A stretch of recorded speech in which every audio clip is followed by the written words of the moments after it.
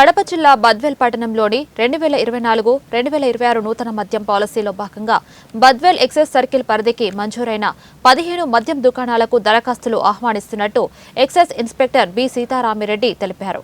Badvel excise కార్యాలయంలో ఆయన మాట్లాడుతూ మద్యం దుకాణాల ఏర్పాటుకు నోటిఫికేషన్ విడుదలైన నేపథ్యంలో ఆసక్తి గల వారు దరఖాస్తు చేసుకోవాలని పిలుపునిచ్చారు.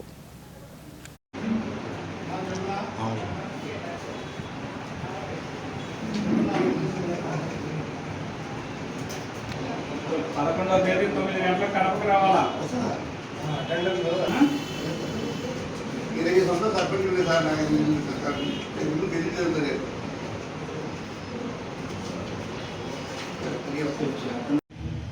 అందరికీ నమస్కారం. నా పేరు Sitarami Reddy, provisional excise inspector Badvel.